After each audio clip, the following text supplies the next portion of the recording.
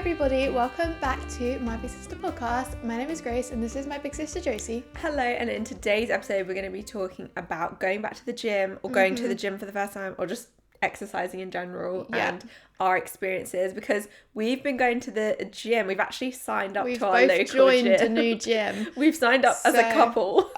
We've got couples discount. Because clearly we don't already spend enough time together. We're now also going to the same gym. So we're going to talk about it because I feel like it can be so hard to go back to the gym and to get back into exercising if you have struggled with it in the past. Or even just doing it for the first time ever, yeah. Because I personally have a lot of gym anxiety and I still don't really like it. Yeah, so let's talk about it. Okay, so as we said, we've both joined a new gym. I don't even know where this came from. Why did we start going to the gym? It was because you didn't have a shower in your house. Yes, that's where it started. Okay, so let's start from the beginning. I recently have been renovating my house, as you guys know if you follow me on my other socials, and we've been getting our bathroom done, and that meant that we didn't have a shower for like a week or two because we only have one bathroom in our house, so we didn't have anywhere to shower. So I was trying to think like, okay, what can I do? I need to shower, like where am I gonna go? I was like, I could drive to like a friend's house or like my parents' house, but I was trying to find somewhere like nearer so it would be just easy. I mean, I could have just gone to your house. Yeah, you did a couple of times. Yeah, but I didn't want like the long drive, so I was like, hey, where can I go? So I was searching like gyms in my area because I've just moved house, so I was like trying to see what's nearby, and there is a gym and they were offering like a 2-week trial. So I was like, okay, well this is actually perfect because if I join for 2 weeks, that's like how long my bathroom is going to be getting done. So I can join for 2 weeks, use the showers, and then that'll be it. So that's what I did. I signed up. I mean, the salesperson was like, why are you joining? I did not mention that I was just joining. I'm planning to leave after 2 weeks. But yeah, so I signed up for a 2-week trial. And while I was doing the trial, I was like, well, I might as well, go to some classes and stuff because I'd never been to this gym before, like this like brand of gym. So I was like, well, I might as well like try out. And also there's like a swimming pool there, and I know swimming is like really good for my back. And I feel like in my day-to-day life, I'm not a gym goer usually. Normally, the main exercise I do is just like walking. Like most places I go, especially since I've moved, I just walk everywhere. So I'm fairly active in the fact that like I'm normally walking, and I think like I do like quite a lot of steps most days. Depends though. Some days aren't working from home, I don't do any steps. But like generally, I would say I'm active in terms of walking, but like I'm not like a gym goer usually. And I have always like had an on and off relationship with the gym. Like back when I was younger, I would go to the gym and like be constantly tracking my workouts on my Fitbit and like making sure, because I know on Fitbit you can see like how many calories you've burnt that day, and like when I was trying to like lose weight or even when I was trying to gain weight and like be all muscly, like I had not a great experience, or like I thought it was good at first and then it was like not really a healthy experience with the gym. And then throughout the years I'd normally join a gym and I go for like a month and then I give up. Like I'm not very good at being consistent with stuff like that. But I do know when I do exercise, like it is good for my back and my back pain because I have a spinal fusion. Like the muscles in my back I feel like don't work as hard as an average person because my back is kind of like my posture is good because I've got metal in there, so I feel like my back muscles are quite weak because like... And you actually can't move your back, so that makes it hard it's hard to exercise those muscles, yeah. So, but I do know, when I go to the gym, like it does help my back pain and stuff, so I have been thinking like I do want to start exercising again, like in the gym, or like going swimming because that's really good for my back because it's like kind of low intensity, but it's like, working my arm muscles and stuff to get my back like a bit more like stronger. So while I was doing this 2-week trial for the showers, I was like, well, I might as well try the classes. So I started to go to like Pilates and a few kind of classes like that, and I was really liking it. And I was telling Josie about it because you on and off like go to Pilates, don't you? That's kind of your chosen form of exercise. Well, I used to do reformer Pilates a lot, but it's just a bit pricey, and I just realised I can't really justify how expensive it is. And also I've moved and I don't live near a reformer studio. The one I was going to before, I don't live near there anymore. So I was going to this one in like the local village hall, but they only like had a mat Pilates. Just like mat Pilates, but they only had it on like once a week, like at a time that I could go to, so it wasn't really like consistent. So I was like, oh, hang on, they've got like classes here, maybe I should sign up. So then I signed up for the 2-week free trial, and then now we've just both been going, and I've been going to mainly just Pilates and yoga classes. Yeah, so after the 2-week trial, because I was liking the classes so much and the swimming pool and going to the sauna and stuff, I signed up. I was like, Josie, will you sign up with me, because it's cheaper to get like a couple's membership than it is to do an individual one.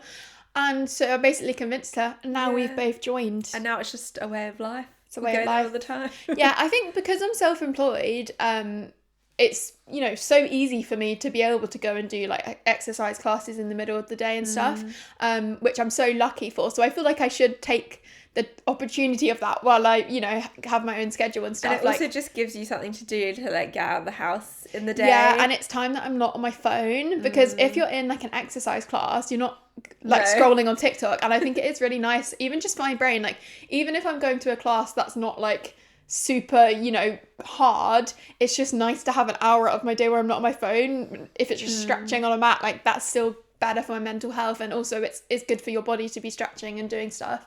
So I think I have been really liking it, more so just for that like the mental kind of side of things rather than physical.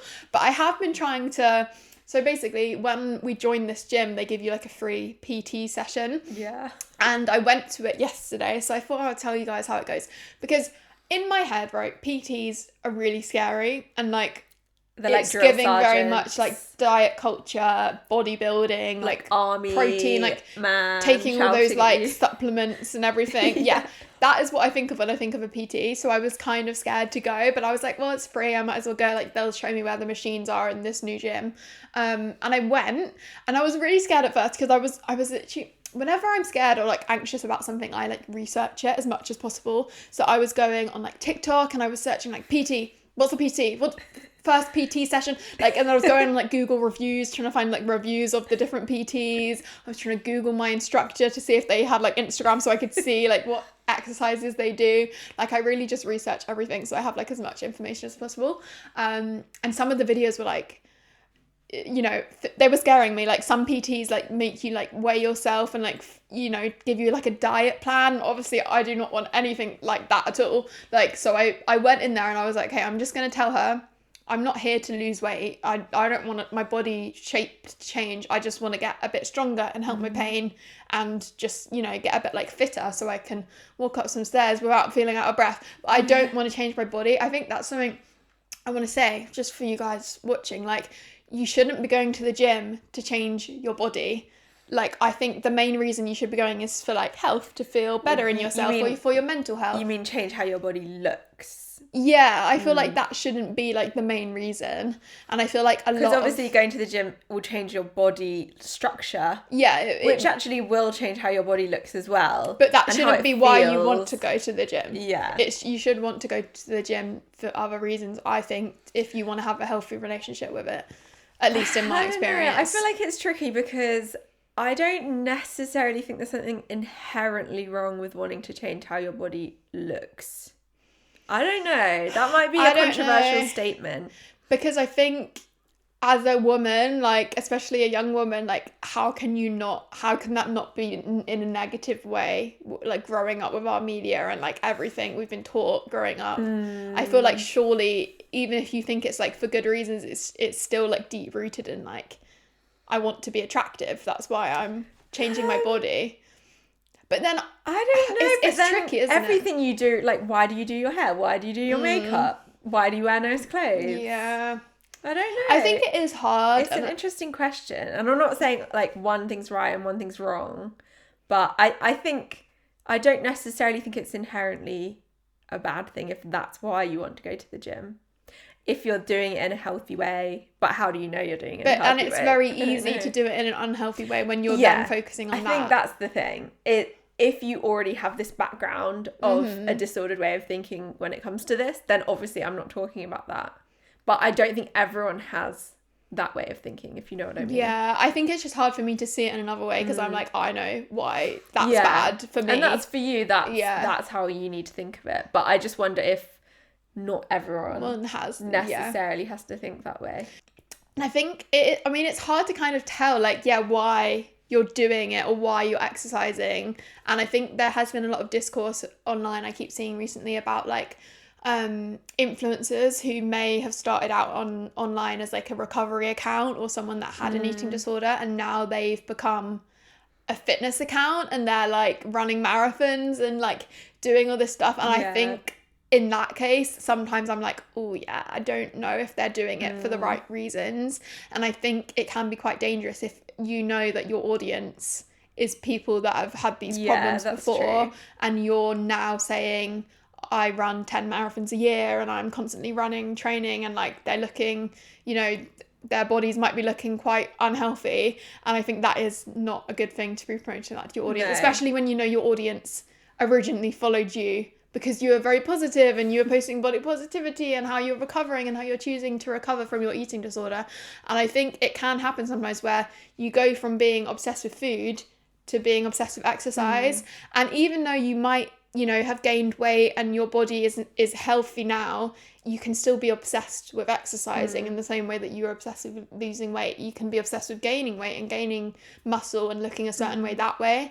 So I think it can be tricky, and I think there are a lot of influencers I see that I'm just like, I don't know if you should be posting this. I guess the reason that I'm questioning this statement is because that there are other things about how your body looks than just whether you've like gained or lost weight. Like for me, I like to go to Pilates because it improves my posture, because I have a lot of issues with my back, and like I definitely slouch and I definitely have a bit of a hunchback that I'm trying to like get better with exercise, and Pilates helps with that, and that is how my body looks. But I would say that's more like a health thing, because you want your posture to be good. But I still feel like it falls into the category of I'm going and I'm working out to change how my body looks. So that's just why I'm just questioning that slightly, because I feel like it is that not the same thing in a way? It is hard. It's weird. Yeah. There's like a lot of lines and it's like, where do you cross the line? I don't know.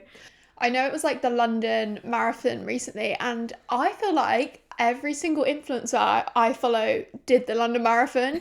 And a lot of those people are people who used to be recovery accounts. And I think that's what I mean. It's like, it's like one unrealistic standard to then doing a marathon is like really unrealistic, and like that is really hard on your body. Hard. And like some people I see, they do like multiple marathons a year, and like that is not normal. And like most people, especially if you have like a normal 9-to-5 job, you don't have time to be training for a marathon.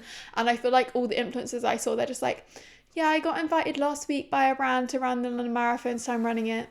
And it's like, most normal people wouldn't be able to just suddenly like a week later be like, yeah, I'm running a marathon next week. That shows that they're doing a lot of running. A lot of training, just all the time. Yeah. Like so many, it happens a lot. I think like brands will sponsor you to run the London Marathon if you're an influencer. And I see so many, it's like, yeah, I'm running it next week. Like I just found out. I just found out and I'm running it tomorrow. And it's like, that is not realistic, I don't think. Like, no, because... it's not. Yeah, and like it's not normal to be running like so many marathons a year. And isn't it like marathons aren't actually really good for your health? Like it causes more stress on your body than it does good for your body. And there's a lot of conversation also around like stress hormones and cortisol levels, and for women like sometimes it isn't necessarily like putting so much stress on your body can disrupt your hormones. But yeah, I think definitely for me, I can never see myself as being like a marathon runner or even just a runner. Like running hurts my knees. I think, I don't know if it's because of my back, but I think I'll blame my back. Like it like, I think, I don't know, because I can't like bend. I feel like me running just, it feels like unnatural for me.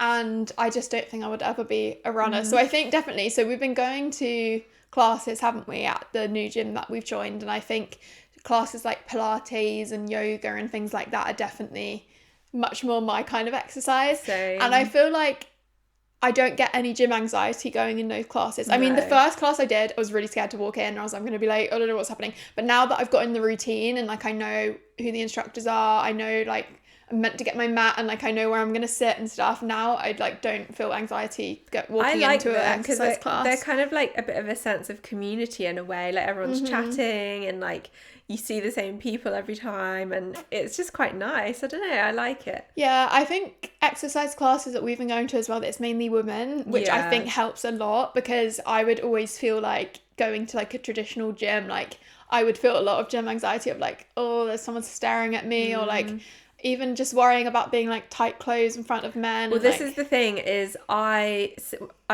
saying that I've joined this gym, but I've not actually been to the actual gym section of the gym. All I've been going to is the classes. Yeah. And I actually still have a bit of anxiety around that. And I'm sure once I've like done my own like PT session or whatever, I'll feel like more comfortable because I'll know where things are. But I don't know if it sounds weird, but I just don't like exercising with men in general. I don't mind if there's a couple in the Pilates class, but like I don't like it when it's more men than women. I feel like everyone's staring at me, and I don't know if that's in my own head or if that's actually real. And it's like I'm not going to the gym to like be like looking at the men and like it's just this gross feeling that I don't like. I feel like when I walk into a gym, it feels the same as like walking into a nightclub, which it should not like feel. Especially like when you're because I'm not single, I'm not like looking for a man. So me walking into a nightclub, I'm just like, all these men I don't want to stop staring at me. Yeah. And it's the same feeling when I walk into a gym.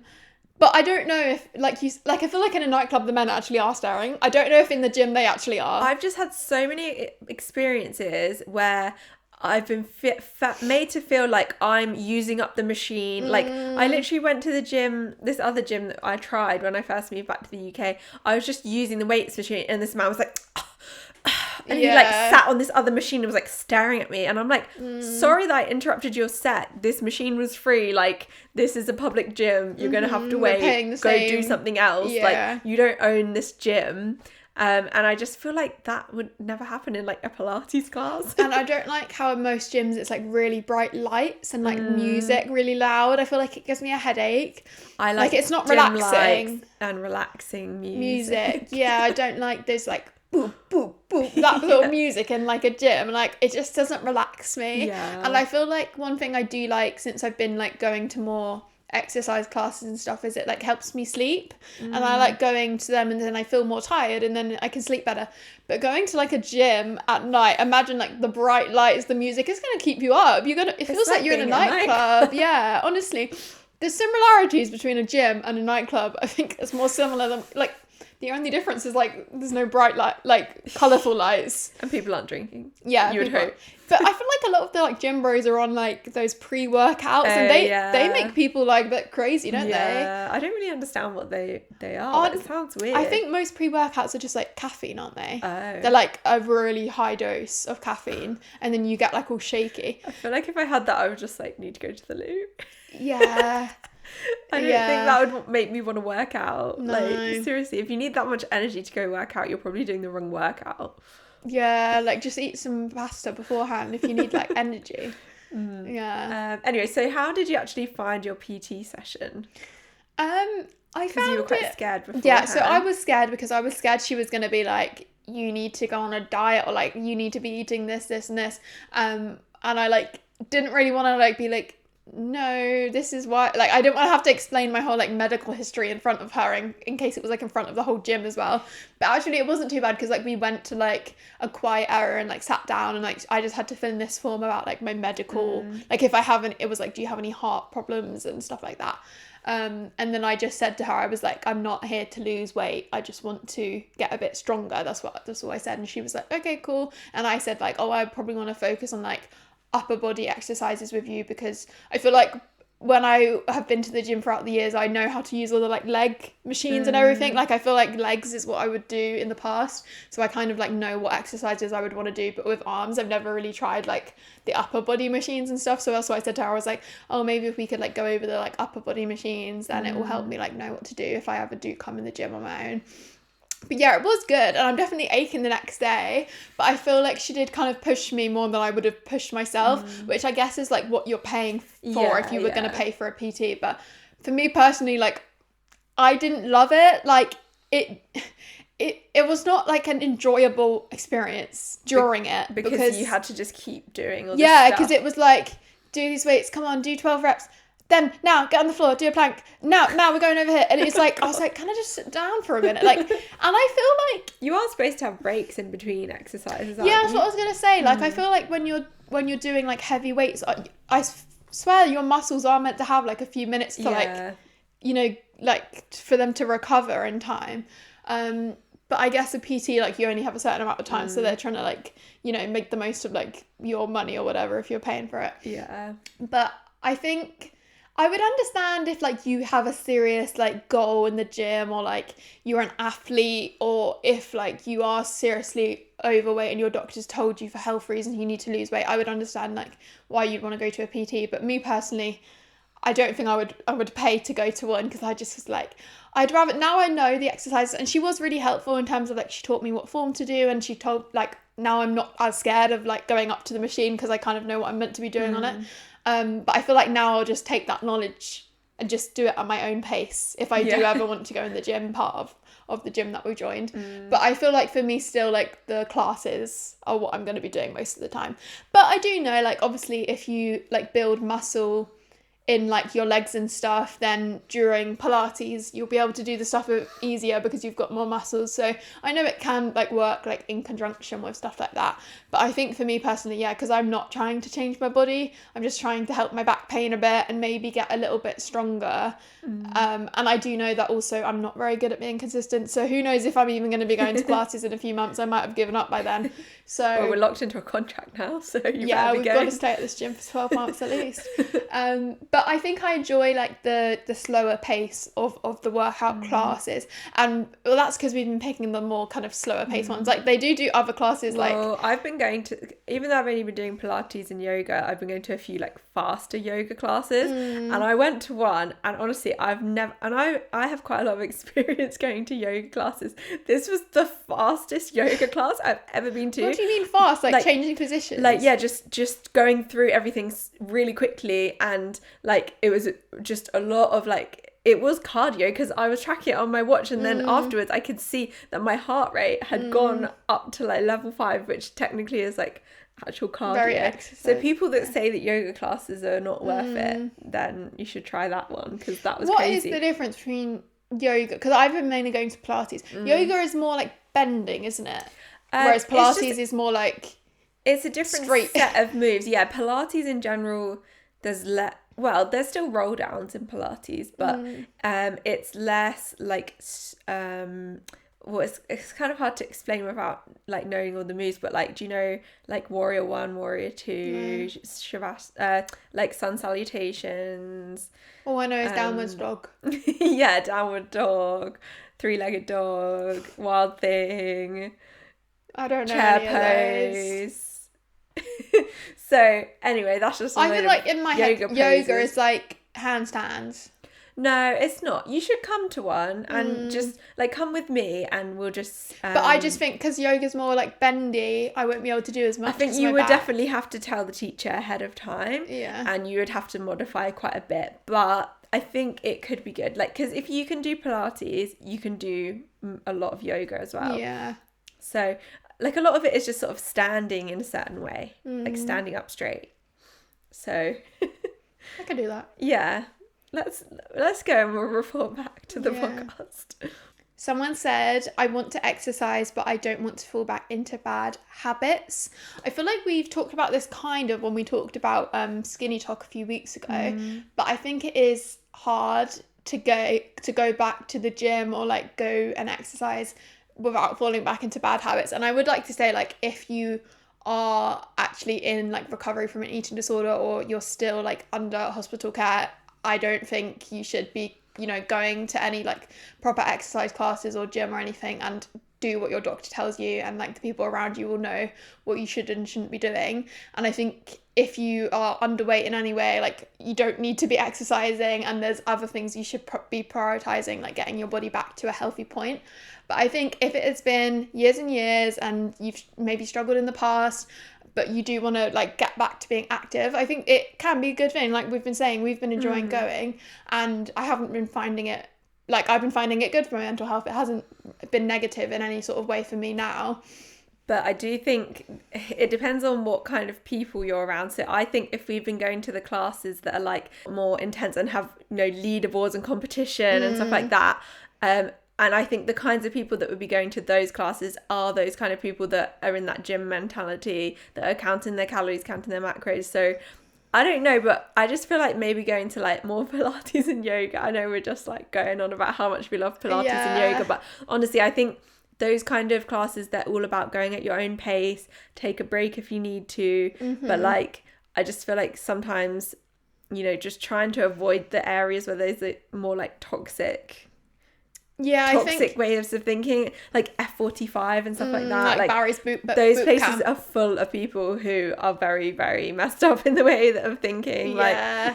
I think when it comes to like not falling back into old habits, I think, well, back definitely when I was like had a bad relationship with the gym, I was like wearing a Fitbit and constantly tracking like how many calories I've burnt during this workout, or like how many steps I've done this day.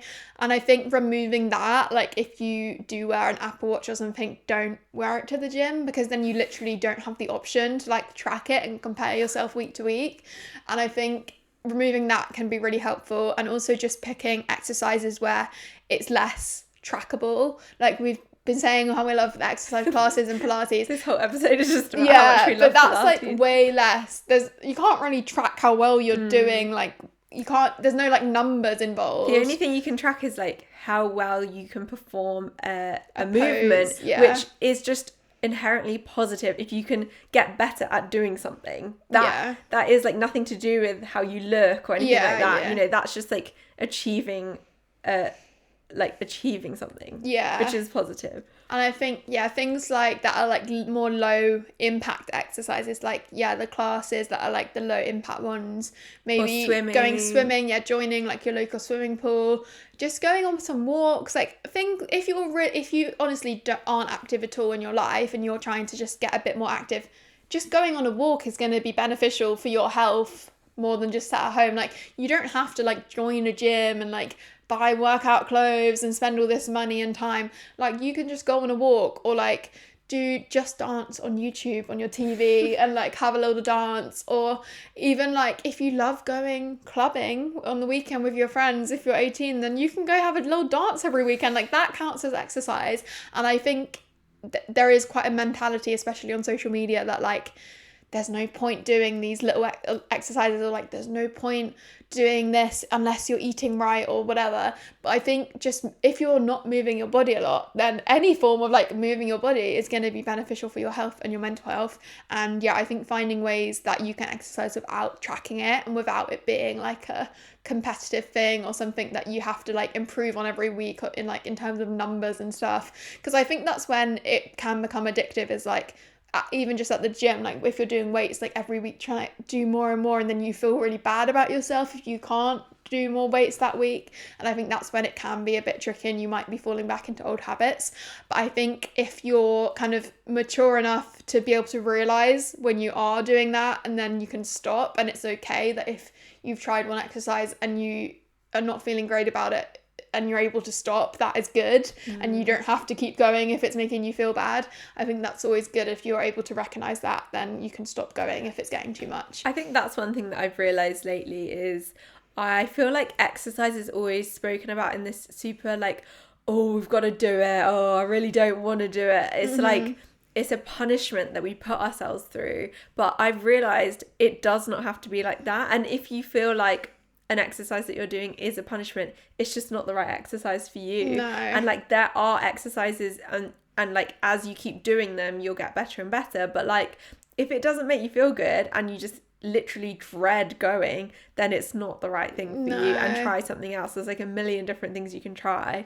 And you know, it might be cycling. For me, I hate cycling, but for some people, they absolutely love it. Like, you just have to try it and see what works for you. Yeah, and I think you should never be doing exercise because you hate something about yourself. I think you should always be doing it because you love yourself so much that you want to be able to have a healthy body and live a long life because your heart is healthy and because you've got strong muscles. So I think if you're doing a certain exercise because you hate a certain body part or hate that you've got bigger arms or a small bum or whatever, I don't think that should be the right mindset, and you should maybe try and fix your mindset before going on to be doing exercise. And I do feel like, because I have in the past had like really high cortisol and like stress levels, and I feel like if you're going into an exercise with that negative attitude, that is going to naturally raise those stress levels. Yeah. If you're going into somewhere that you really don't enjoy constantly,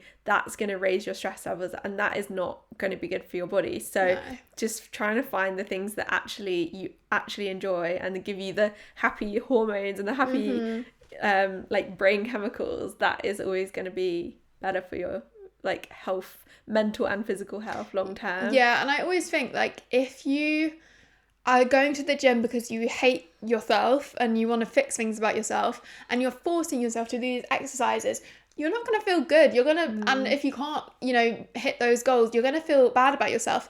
So it's like, well, what's the point? I'm going to the gym and I feel bad about myself every week.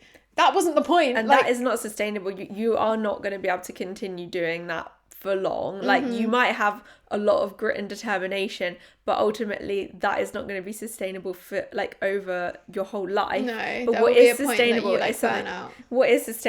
is what you enjoy, because you don't have to force yourself to go. You actually want to go. So finding whatever that is. And some people like you don't have to be actively exercising every single week. If you have disabilities, or there could be lots of reasons why you're not, or some people, their job just might be active enough that they're not having to exercise. Like when I worked in Sainsbury's, I was on my feet all day and I was probably doing loads of steps, and I was always really tired after work, so I wasn't going to go to the gym and like start working out and being even more tired. Well, yeah, like recently so for the past few years I was going to Reformer, like when I lived in Sydney, because it was a bit cheaper there, I was going to Reformer all the time, and then I fell down the stairs and I had my appendix out, and I stopped exercising completely for like 6 to 9 months, and that was the longest time in quite a few years that I had just fully stopped exercising. And I had to just be okay with that for a little while. But now I'm just slowly getting back into it. And my body still remembers how to do things. Obviously I'm not as strong as I was back then when I was doing it for years and years consistently. But I am able to pick it back up. And my brain remembers how to do these things. So even if you do have a little bit of a break and come back to it, like that is still possible to do. Yeah, I always think, I think... you kind of know if you're in an unhealthy mindset with exercise if like when you go on holiday you feel like you have to be like keeping up with your exercise routine. And I see like influencers who are like, I book my holiday because I pick the hotel that has a gym in it because I have to keep up with my exercise. And I feel like, I mean, for some people, if that's what you want to do, if it makes you happy, go for it. But I feel like the majority of people that are so obsessed, that's probably not healthy. And like, if you can't give yourself literally 1 week off, then maybe you should look at why you are so addicted to that. I know a lot of runners who run through injuries because they can't, they're like, I can't miss out on my training schedule. But it's like, your body's telling you to stop because you're injured. But yeah, I feel like in the running community, there is a lot of like toxicity and like people, that are training for marathons and they just like, they're like, I can't do anything else, and it's very obsessive. And like, if you're an athlete, I understand, but like for the average person, you know, being that obsessed with exercising every single week and every single day is probably not healthy for most people. Do you feel like school ruined your relationship with exercise? Because for me, it completely did. Because I went to a school that was like very obsessed with sport, and everyone who was good at sport at my school was like the cool people, and if you were good at anything else, no one really cared. Anyone only cared, like in assembly, the only people that would get praise were like the sports people.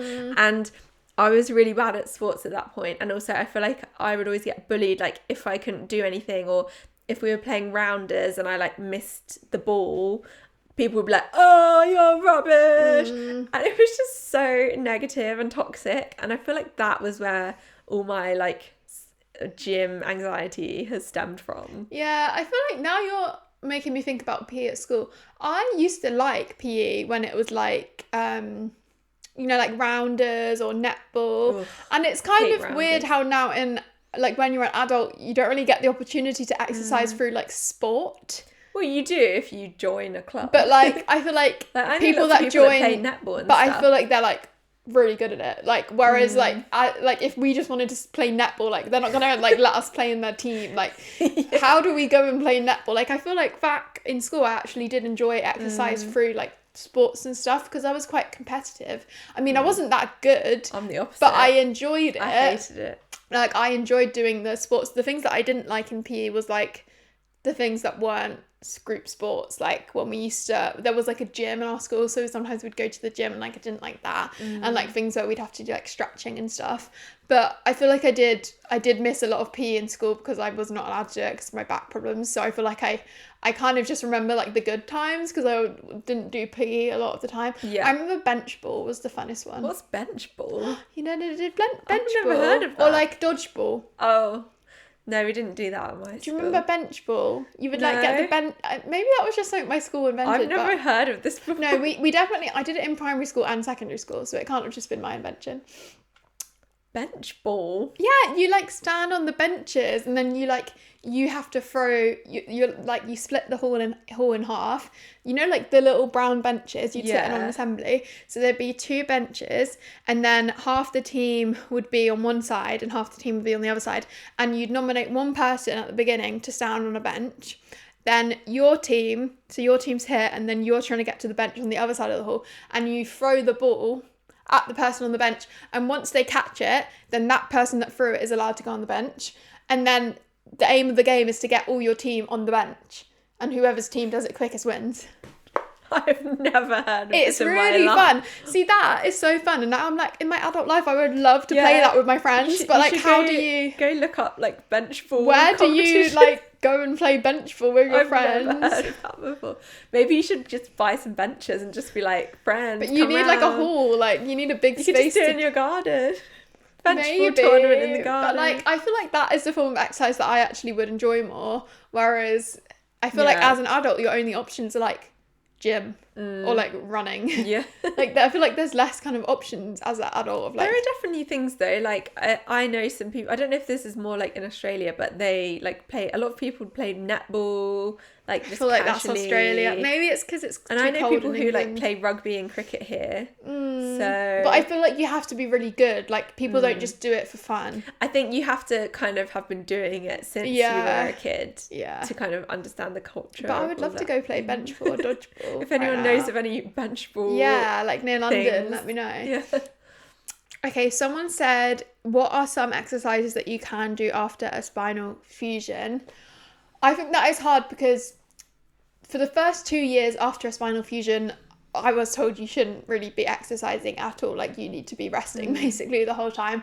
But after 2 years, when your spine is like fused and you can do more stuff, I think it is really hard to find exercises that are good.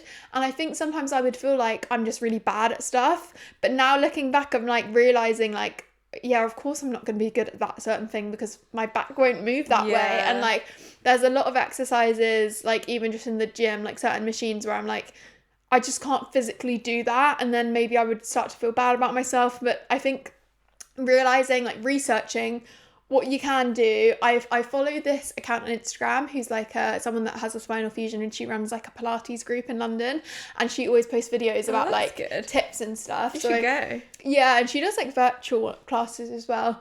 But yeah, I think you have to realize you basically have a disability, and it is a lot harder to exercise and find things that you want to do and find things that are going to be helpful when you have a spinal fusion. You can't just follow like a random fitness influencer's guide or whatever, because unless they're, you know, catering specifically to have people with a spinal fusion. Like I remember when I was younger, like I really wanted abs, and it was like a big thing of like Victoria's Secret models, and you want abs. I always followed Blog Larty's Cassie Hearn. She was always doing the ab challenge. But I've realised like basically I cannot do hardly any ab exercises, like basically none. Like I can't physically do the ab exercises, so I've kind of got to accept I probably will never have abs because I can't do the exercises. Can you do, like if you're lying on your back, can you lift your legs up in the air?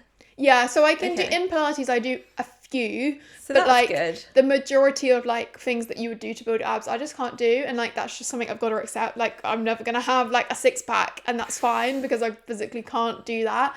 So I think learning like what you can and can't do, make sure you're not pushing yourself because you don't want to harm you know, especially the metalwork inside of you. Yeah. But yeah, I think it is hard. You're just gonna have to accept you might not be able to have all those certain muscles you want because your body doesn't work that way anymore.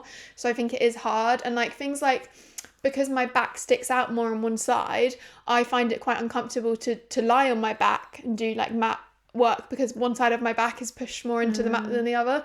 And even like machines like in the gym, if I'm going the leg press, because my back's flat against the machine, it can really hurt because one of my ribs sticks out more.